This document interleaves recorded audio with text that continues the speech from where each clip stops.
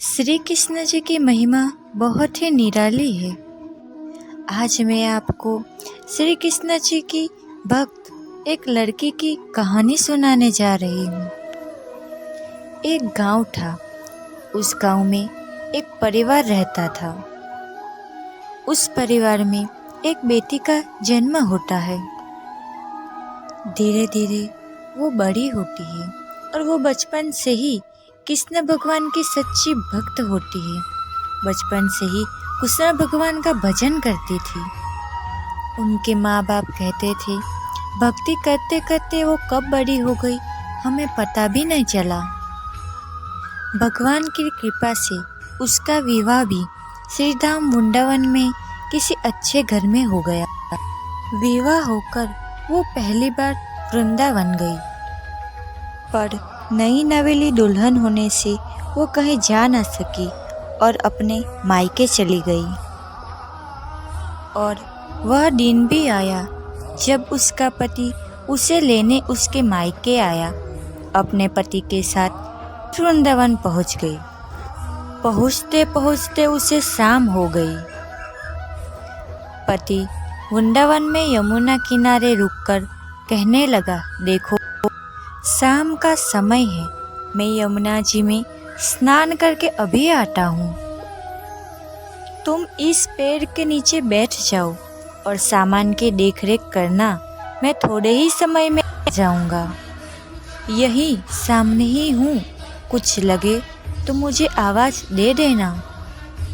इतना कहकर पति चला गया और वह लड़की वहीं बैठ गई। उसने एक हाथ लंबा घूंघट निकाल रखा था, क्योंकि वो गांव है, उसका ससुराल है। वो लड़की मन ही मन विचार करने लगी कि देखो ठाकुर जी की कितनी कृपा है मुझ पर। मैंने बचपन से उनकी ही भक्ति की है और उनकी कृपा से ही मेरा विवाह भी श्री धाम वृंदावन में ही हो गया। वो मन ही मन सोचती थी कि मैं वर्षों से ठाकुर जी को इतना मानती हूँ, परंतु अब तक उनसे कोई रिश्ता नहीं जोड़ा। फिर सोचती है ठाकुर जी की उम्र क्या होगी, लगभग 16 वर्ष के होंगे। मेरे पति 20 वर्ष के हैं, उनसे थोड़े से छोटे हैं, इसलिए मेरे पति के छोटे भाई की तरह हुए और मेरे देवर की तरह। आज से ठाकुर जी मेरे देवर हुए।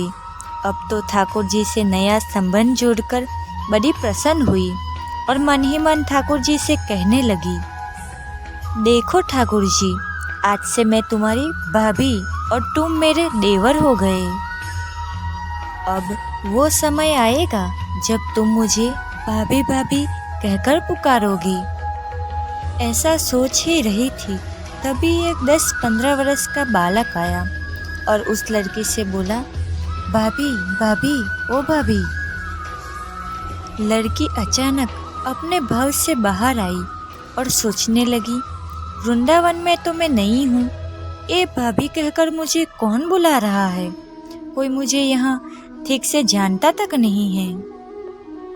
नई नई शादी हुई थी, इसलिए घूंघट उठाकर नहीं देखा कि गांव के किसी बड़े बूढ़े ने देख लिया तो बड़ी बदनामी होगी।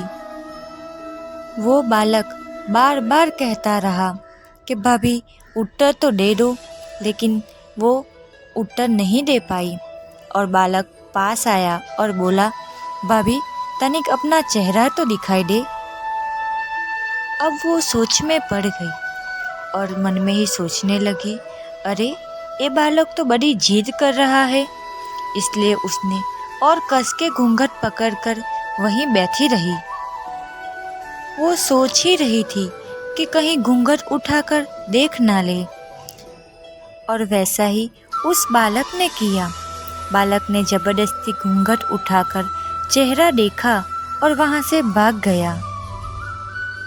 थोड़ी देर बाद उसका पति स्नान करके वहां आ गया। उस लड़की ने वो सारी बातें अपने पति को बताई। उसके पति ने कहा, तुमने मुझे आवाज क्यों नहीं दी। लड़की बोली, वह तो इतने में भाग ही गया था। पति ने कहा, तुम चिंता मत करो, हमारा गांव वृंदावन इतना बड़ा नहीं है। कभी भी किसी गली में खेलता मिल गया तो हड्डी पसली कर दूंगा उसकी। कभी भी किसी के साथ फिर ऐसा नहीं कर सकेगा। तुम्हें वो कहीं भी गांव में मिल जाए तो मुझे जरूर बताना। फिर वो वहां से घर की ओर लौट गए। कुछ दिन के बाद उसकी सास ने अपने बेटे से कहा, बेटा देख, तेरा विवाह हो गया, बहू मायके से भी आ गई, पर तुम दोनों अभी तक बांके बिहारी जी की दर्शन के लिए नहीं गए हो। कल जाकर बहू को दर्शन करा कर लाना। अगले दिन सुबह होते ही दोनों पति पत्नी ठाकुर जी के दर्शन के लिए मंदिर जाते हैं। मंदिर में बहुत ही भीड़ थी। उसके पति ने उससे कहा, देखो, तुम स्त्रियों के साथ आकर दर्शन करो, मैं पीछे आता हूँ। वो लड़की आगे गई, लेकिन वो घूंघट नहीं उठाती है। उसे ये डर लगता है कि कोई बड़ा बूढ़ा देख लेगा तो क्या कहे कि नई बहू घूंघट के बिना ही घूम रही है। बहुत देर के बाद पीछे से उसके पति ने आकर कहा, अरे बावली, बांके बिहारी जी सामने हैं, घूंघट क्यों नहीं खोल रही हो? तुम घूंघट नहीं खोलोगी तो दर्शन कैसे करोगी? पति के कहने पर उसने अपना घूंघट उठा दिया। घूंघट उठाने के बाद उसने बांके बिहारी जी की ओर देखा तो बांके बिहारी जी की जगह वही बालक उसे मुस्कुराता हुआ दिखा। उसे कुछ समझ नहीं आया और वो एकदम से चिल्लाने लगी, सुनिए, जल्दी आओ, आप यहाँ जल्दी आओ। पत्नी को ऐसा चिल्लाता हुआ देख पति पीछे से भागा भागा आया और बोला कि क्या हुआ? लड़की ने कहा, मैंने आपको उस दिन वो बालक ने जो किया था वो बताया था ना।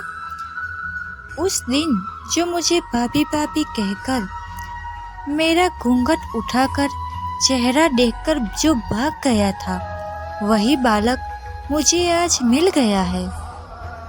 पति ने कहा, कहाँ है वो बालक? अभी उसे मैं देखता हूँ। पत्नी ने ठाकुर जी की ओर इशारा करके बोली, ये रहा वो बालक, आपके सामने ही तो है। उसके बाद उसके पति ने जो देखा तो वो दंग रह गया और वो उसकी पत्नी से कहने लगा, तुम धन्य हो, वास्तव में तुम्हारे हृदय में सच्चा भाव ठाकुर जी प्रति है। मैं बचपन से वृंदावन में ही रहा हूँ, मेरा घर भी यही है, लेकिन मुझे आज तक उनके दर्शन नहीं हुए और तेरा भाव इतना सच्चा है कि बिहारी जी के तुझे दर्शन हो गए। पति ने उनकी पत्नी से कहा कि भाग्यवान, तुम तो धन्य हो गई, बांके बिहारी जी ने तुम्हें साक्षात दर्शन दे दिए। बांके बिहारी जी ने कहा है, जो मेरे परम भक्त, जो हमेशा मेरा स्मरण या एक चित मन से मेरा पूजन करते हैं, उनको मैं किसी न किसी रूप में दर्शन अवश्य देता हूँ। बांके बिहारी तो उन्हीं के हैं जो खुद बांके बिहारी जी के हैं। भगवान तो बस प्रेम भक्ति के भूखे हैं। जो भी उनकी भक्ति में लीन हो जाता है, जो भी सदैव उनको अंतर्यात्मा से याद करता है, वो सदैव उसका कल्याण करते हैं। श्री कृष्ण जी कहते हैं, मेरे लिए मेरे भक्त सभी समान हैं, ना कोई छोटा है ना कोई बड़ा है। बस जो भक्ति भाव के साथ प्रेम पूर्वक मुझे याद करते हैं, मैं उनका हूँ और वो मेरे हैं।